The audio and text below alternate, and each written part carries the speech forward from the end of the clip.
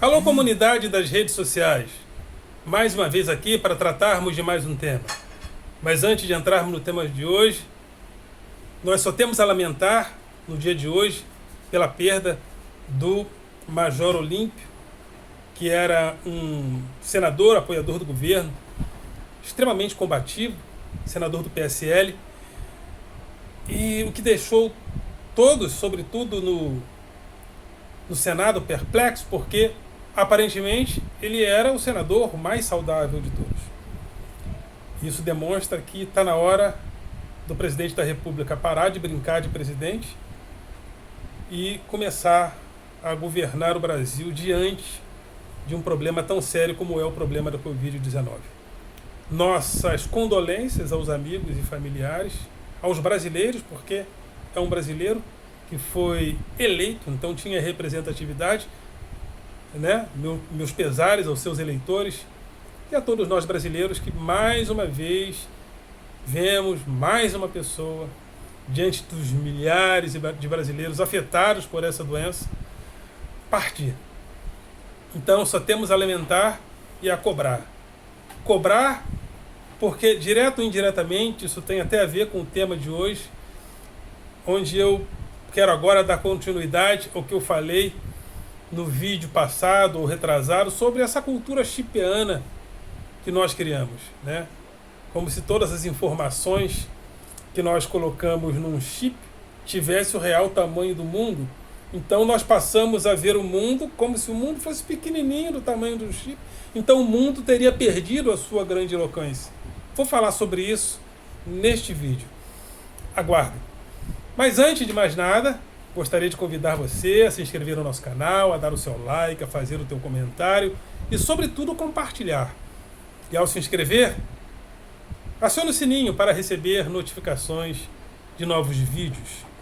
Esse canal que tem dois objetivos, que eu tenho falado sempre: convidar a classe dos professores para que nós possamos participar cada vez mais do debate público.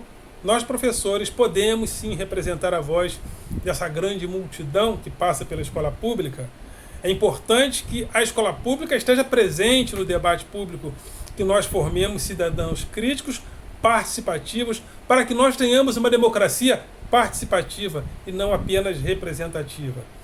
Então, nesse sentido, escola sem partido, de jeito nenhum. A escola tem um papel de politizar as pessoas. Depois, se a pessoa vai votar em A ou B, aí é com a pessoa. Um professor também não vai chegar em sala de aula, Lula 2022, Bolsonaro 17. Não, isso é coisa de gente destrambelhada.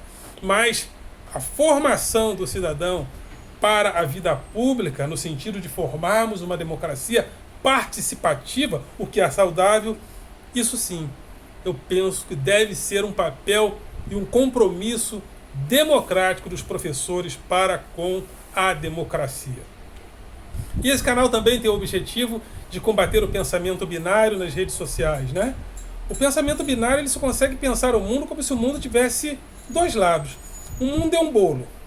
De um lado um bolo de limão, do outro lado o bolo de morango.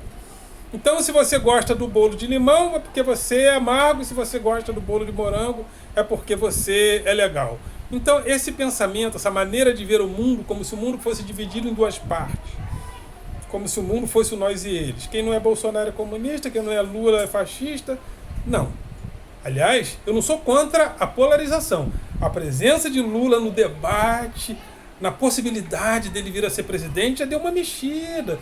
Você vê que nosso digníssimo presidente figurava sempre com uma vitória no segundo turno, segundo as pesquisas. Lula entrou e ele já ficou lá atrás de muita gente que, se a eleição fosse hoje, segundo pesquisas, o presidente perderia no segundo turno. Então, foi bom o Lula ter voltado para dar uma mexida. O debate político estava chato, né? Chato, só o Bolsonaro falando bobagem. E Bolsonaro, e não Bolsonaro. Bolsonaro, então deu uma mexida, os outros voltaram. É importante essa diversidade para enriquecer o debate. Vá também ao meu grupo de Facebook, Filosofia com Eldon Rosa Masson sempre com 2 S e tudo junto. E também eu tenho o meu blog, Filosofia com Rosa Masson, através do endereço rosamasson.blogspot.com. O tema de hoje é a política chipiana, que eu posso chamar também de a nanopolítica. Nós criamos uma cultura da tecnologia, da nanotecnologia. O que é a nanotecnologia? É a tecnologia que procura condensar as informações no menor espaço possível.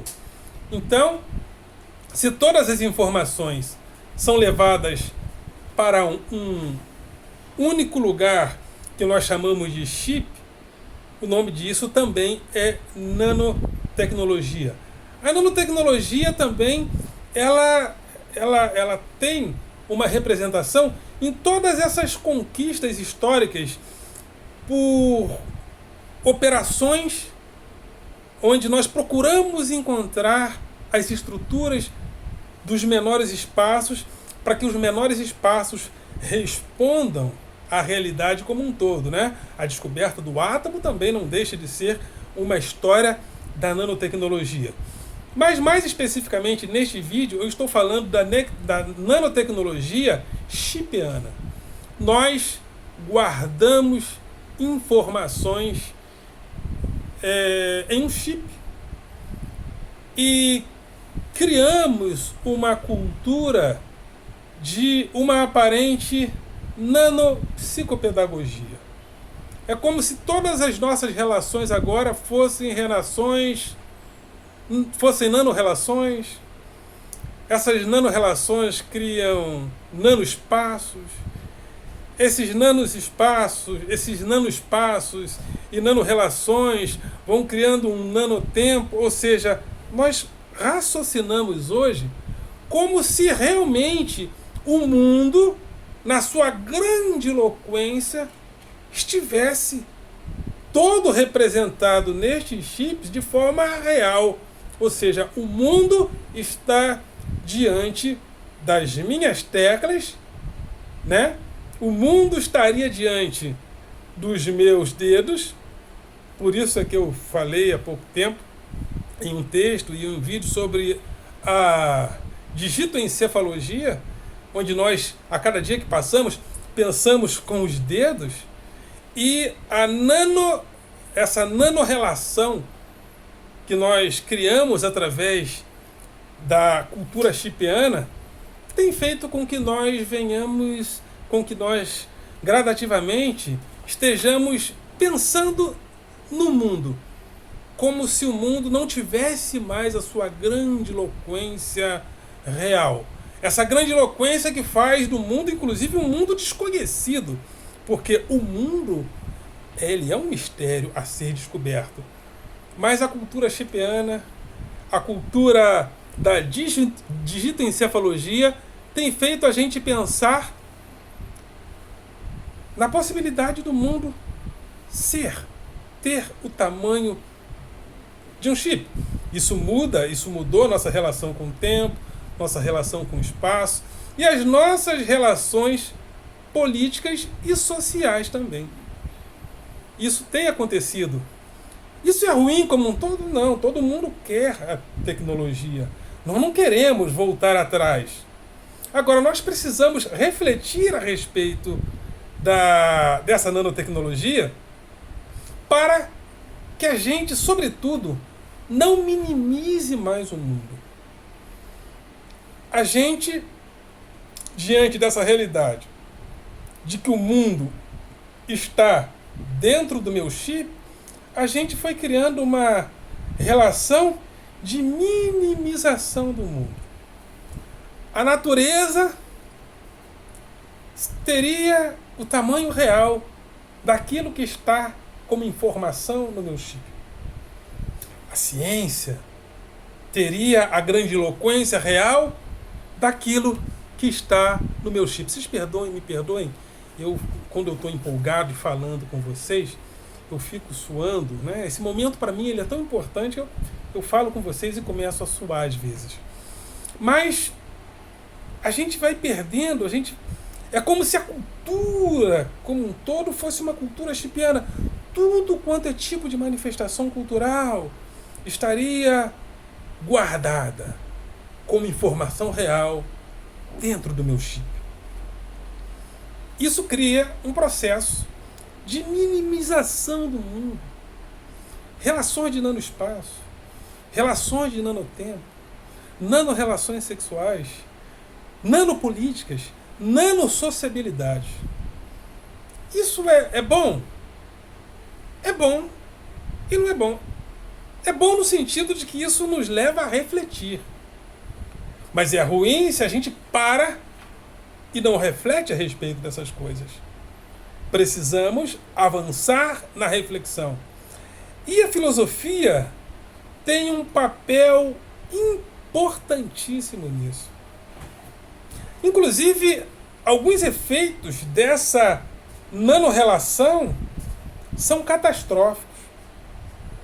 Por exemplo, a polícia tem batido em alguns lugares onde as pessoas têm provocado aglomerações, e quando a polícia chega, simplesmente a pessoa diz: isso não é verdade não. Eu ouvi uma pessoa da minha família falar, lá no início da pandemia, não acredito não. Não acredito. E aí quando a polícia chega nos locais, né, quando a polícia chega e faz os autos, as pessoas afirmam que elas não acreditam que os hospitais estão superlotados.